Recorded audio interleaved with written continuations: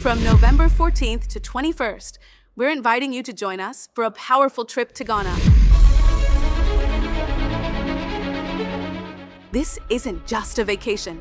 This is a chance to walk through the same places where many of our people were captured, held, and shipped off into slavery. So don't wait. Secure your spot today. We're making history by walking through it. Will you be with us?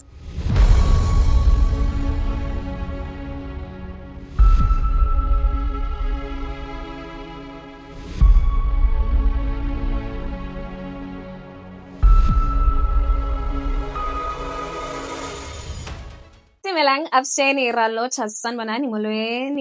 name is Naledi Mfula, and it is my absolute pleasure to welcome you to the latest edition of the African Diaspora News channel, where we unravel the stories that shape our world and our communities. Now, today we turn our attention to the United States, where a South African man called Klein Hayes has sparked controversy after giving a rather emotional interview to the BBC, claiming that he fled South Africa due to racial persecution, leaving behind, in his own words, a 5-bedroom house, a car, his dogs, and even his mother. Now let that sink in. A man claiming genocide left his mother behind.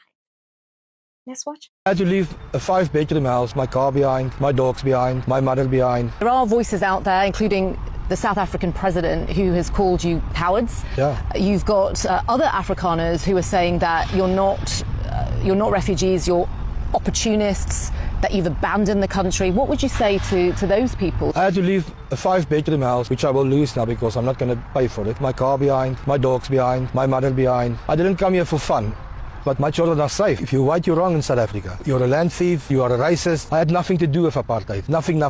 What was it like when you were greeted by the Trump administration? It was overwhelming.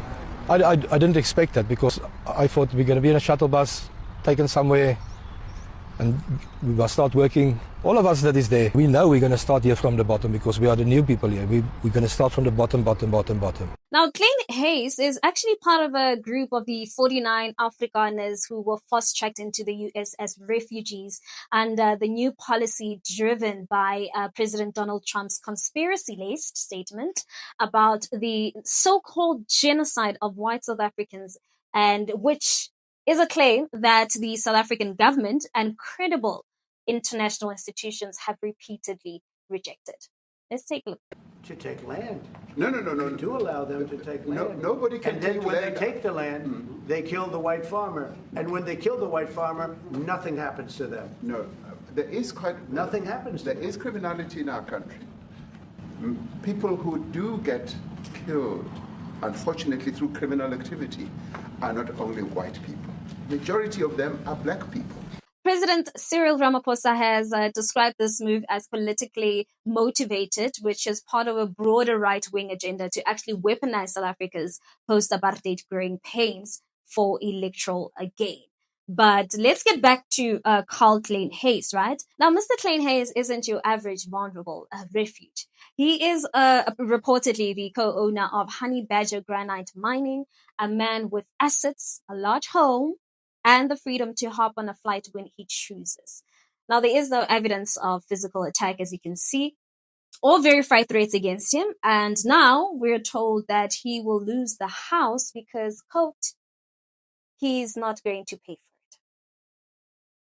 Now, if you ask me, sounds less like persecution and more like debt escape with the global visa. And as an African journalist, I must ask, what does refugee mean in a world where wealth becomes a disguise for fear and privilege wears the costume of persecution? And what I don't want us to do here is to insult the real refugees of this continent, because the real refugees are Black South Africans under apartheid who crossed borders with only hopes and the clothes on their backs.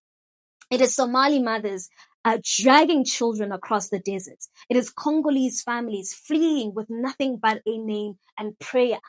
They didn't leave behind 5-bedroom houses. They left behind homes destroyed, communities destroyed, and lives in danger.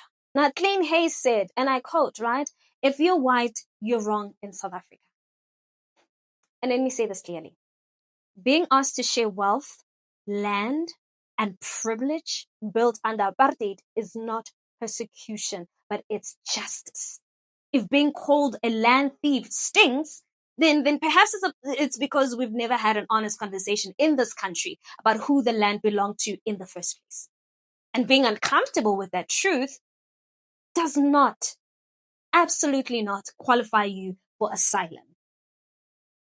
Let's watch. The question of land, the land of our forefathers and our foremothers must return to our people without any fail and without any payment of compensation.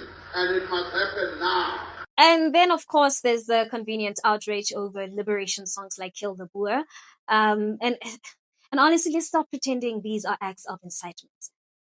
We keep saying as South African that these songs are songs of struggle sung by people who were legally declared subhuman for generations. They are history in melody and not policy in motion. So let's call this what it is. It is a privileged man seeking better opportunities dressed in the language of victimhood. And the saddest part is that he may succeed. He may even get US citizenship, because we all know that the Western systems have always been better at protecting white discomfort than Black lives. So to Mr. Klein Hayes, your children may be safe, your future may be bright, but don't rewrite the truth you left behind. You weren't hunted, you were not displaced, you were just uncomfortable with justice. And to the rest of the world, don't confuse the loss of unearned privilege with persecution. The one is a reckoning, and the other is a lie. I'll leave you to figure that out. Thank you so much for watching. Let's continue the conversation in the comment section. I'd really like to hear what your thoughts are on this. And while you're at it, don't forget to give this video a thumbs up. That's it from me till